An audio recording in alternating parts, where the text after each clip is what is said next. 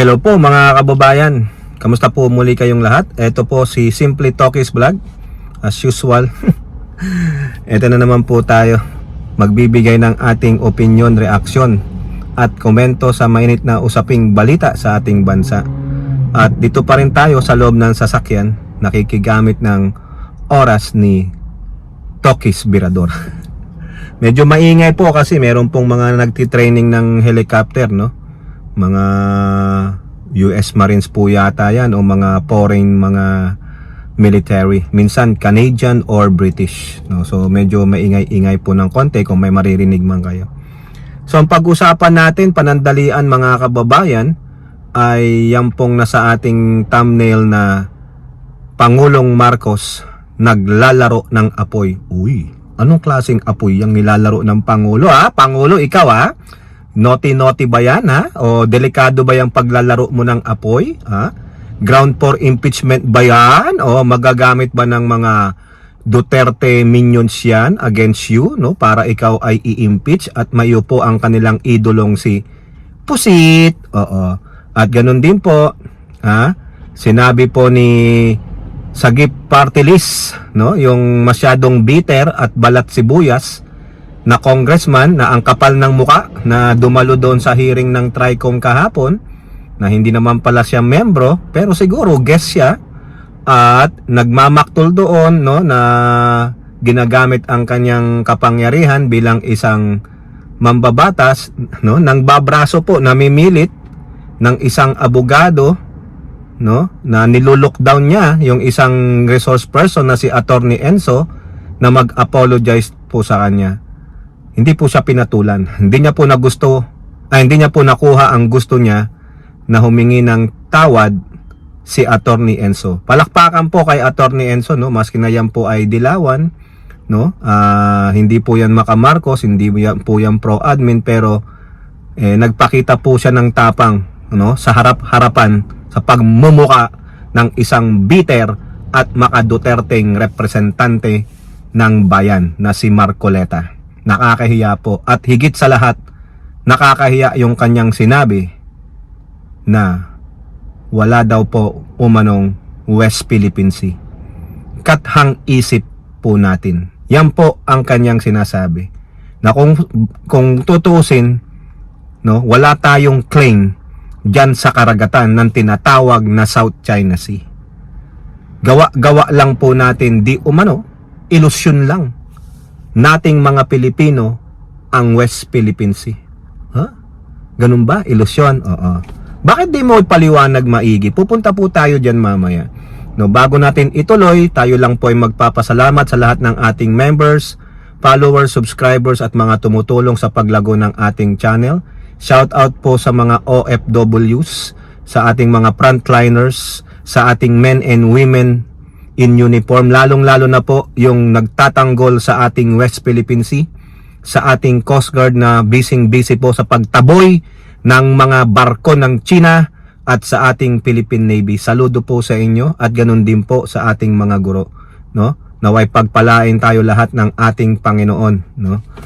At ganun din po, sana po may God protect the Marcos administration from the evil forces, from the likes of Dutertes, their minions, and the anti-Marcoses.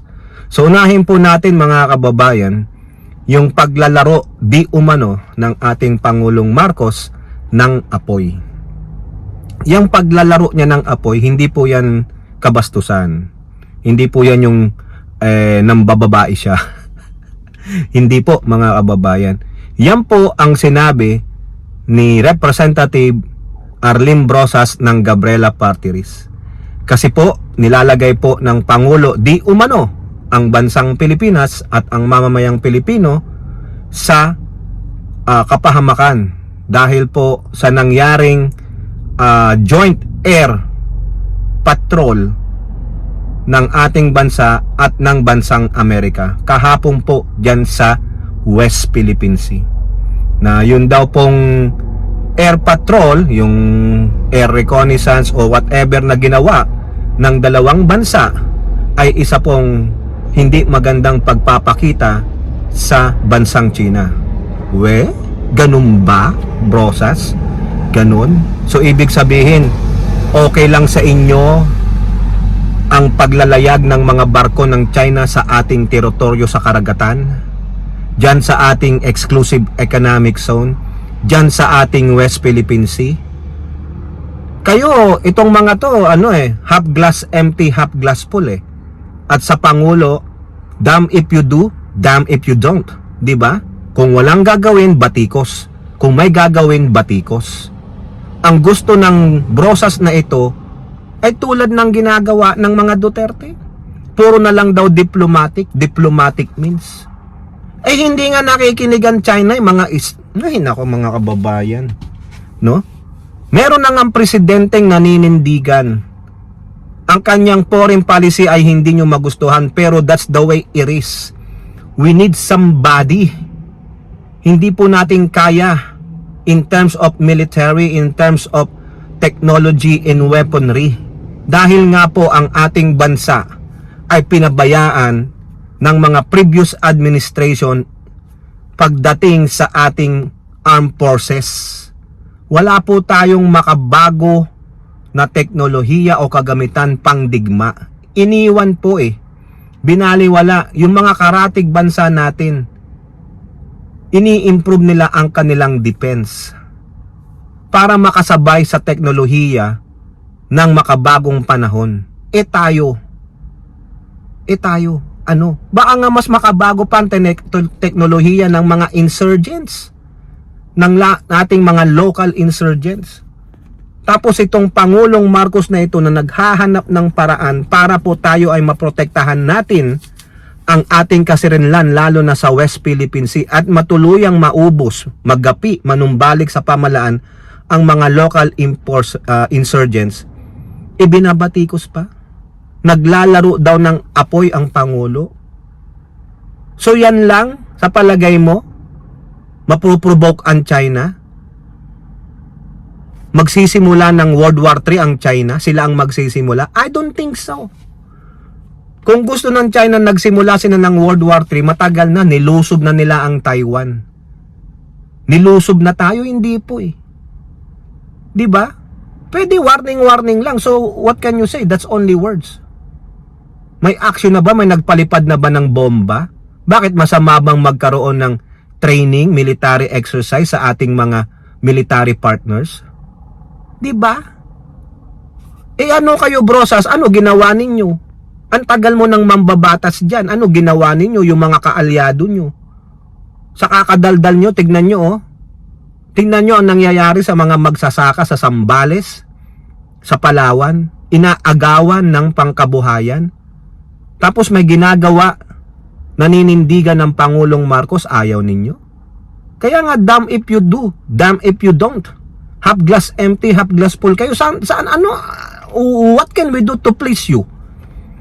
Wala kayo Puro na lang kayo batikos Why can you not support the action o the plan of the government? That's one of his foreign policy. May kinaaway na ba tayo? Wala. Ang China ang nangaaway sa atin So therefore, ikaw kumakampi ka ba sa Duterte, ha, brosas? Grabe naman kayo. Nakita mo lang nagpalipad ng eroplano sa bayo. So what? Diba? Anak ng putya.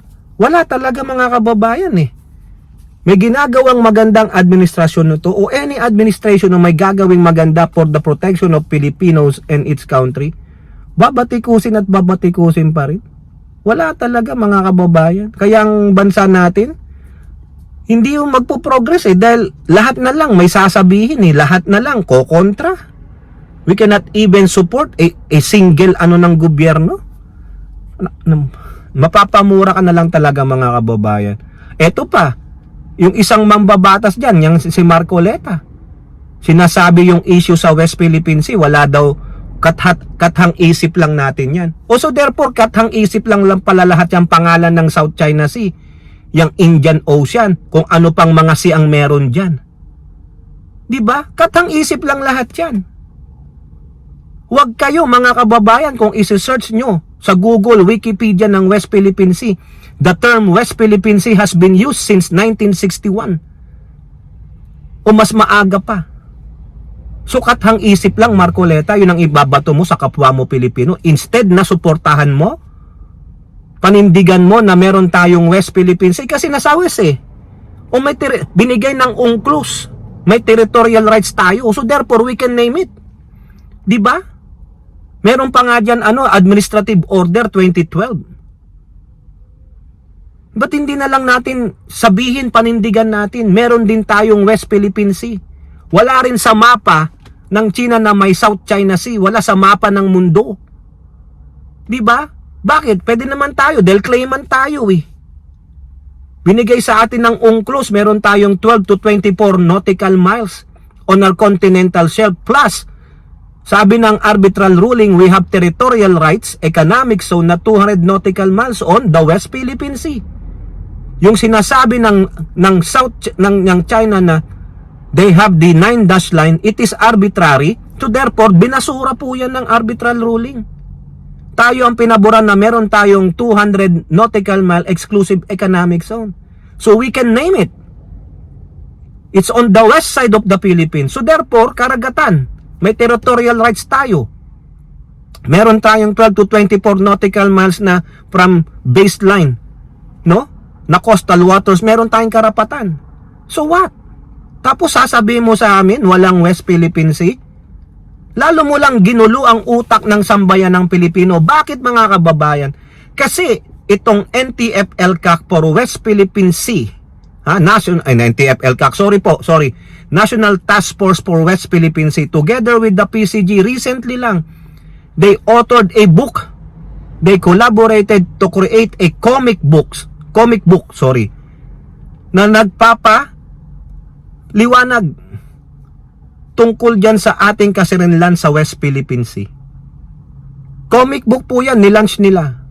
At ninanais nga nilang ma-integrate ito sa Department of Education to fully teach the young kids about yung ating West Philippine Sea, ang ating kasarinlan. Ano ang karapatan ng mga Pilipino dyan sa West Philippine Sea? Tapos ikaw, Marcoleta, sasabihin mo kathang isip lamang ng mga Pilipino? Kathang isip. So therefore, yung South China Sea, kathang isip din yan. Diba? Meron tayong pinanghahawakang papel, may territorial rights tayo. Pwede nating sabihin West Philippine Sea because it's on the west side. Ikaw bilang isang Pilipino, dapat suportahan mo yan. Huwag mong ipangalandakan yung naratiba ng China. Yan ang naratiba ng China, walang West Philippine Sea, ang meron South China Sea. Di ba? Kung wala man sa mapa ang West Philippine Sea because it's arbitrary. Pero kinatigan ng UNCLOS, kinatigan ng 2016 arbitral ruling. So may karapatan tayo. Hindi pwedeng saulain ng China yung karapatan natin sa 200 nautical miles na exclusive economic zone. Tayo muna. Di ba, Marcoleta? Nakakahiya naman tong mga kababayan nating ibang Pilipino, mga kababayan. Imbis na suportahan tayo, magkaisa tayo para panindigan lalo, no, natin sa ibang bansa, ipangalandakan natin na tayo ay may West Philippine Sea. Sa Pilipinas yan, wala talaga. Ang ipinaglalaban pa ay ang naratiba ng China. Sinisira pa ang ating paninindigan, ang ating paniniwala. Bakit hindi natin ilagak sa ikaisipan ng ating mga kabataang Pilipino na may West Philippine Sea para in the future sila ang makikinabang? Pero hindi po eh. Dahil may mga mambabatas tayo, may mga traidor tayong kapwa Pilipino na mapumapanig pa sa banyaga lalo na ang China. Diba? Walang West Philippine Sea ayon kay Marcoleta. Yan ba ang dapat mong sabihin? Yan ba? Kung walang West Philippine Sea, hindi mo magugugol. Kung walang West Philippine Sea, hindi magbibigay si Google ng location ng West Philippine Sea. Kung walang West Philippine Sea, walang mapapakitang image si Google kung nasaan ang West Philippine Sea, Marcoleta. Di ba? Nakakahiya po. Tapos gagawin yung senador, nakakahiya. Nakakahiya. Sabihin mong taksil sa bayan. Di po ba? Imbis na magtulungan na ipromote na may West Philippine Sea, yung comic book, ipabasa, ano ang sasabihin ng mga kababayan? Wala pa lang West Philippine Sea. Pinaglolo ko lang tayo eh. Gumawa na nga ng tamang impormasyon for dissemination about West Philippine Sea, tapos sasabihin mo wala. Di ba? Anong klaseng mambabatas kayo? Huwag nyo pong iboto yan against sa West Philippine Sea, against sa kung ano man, dahil maka Duterte. Wala po. Dahil ang Duterte ay Manchurian candidate ng China. Di po ba? Nabasag din yan. Pinopromote ng China, mga social media vloggers nila sa China, ang pro-Duterte. Lalo na si Pusit. Di po ba nakakahiya? O kayo po, ano pong inyong masasabi? Comment down below and don't forget to like and share. Hope to see you on next videos. Bye-bye. God bless.